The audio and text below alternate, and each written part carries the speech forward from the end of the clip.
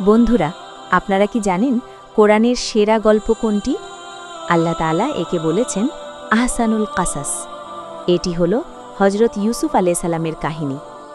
হিংসার বশবর্তী হয়ে নিজের ভাইরাই তাকে গভীর কূপে ফেলে দিয়েছিল, কিন্তু আল্লাহ যার রক্ষক তাকে মারে কে?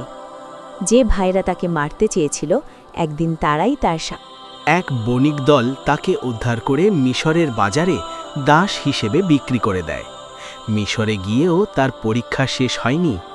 মিথ্যা অপবাদে বছরের পর বছর কাটাতে হয়েছে জেলখানায়, কিন্তু ইউসুফ আলাইহিসসালাম ধৈর্য হারাননি। অবশেষে রাজকীয় স্বপ্নের সঠিক ব্যাখ্যা দিয়ে তিনি জেল থেকে মুক্তি পান এবং হয়ে যান মিশরের খাদ্য ও অর্থমন্ত্রী। যে ভাইয়েরা তাকে মারতে চেয়েছিল, একদিন তারাই তার সামনে সাহায্যের জন্য হাত পাতে। ক্ষমতা থাকা সত্ত্বেও ইউসুফ আলাইহিসসালাম সবাইকে ক্ষমা করে দিলেন। শিক্ষা: ধৈর্য ধরলে এবং আল্লাহর উপর ভরসা রাখলে বিপদ যতই বড় হোক, সফলতা আসবেই।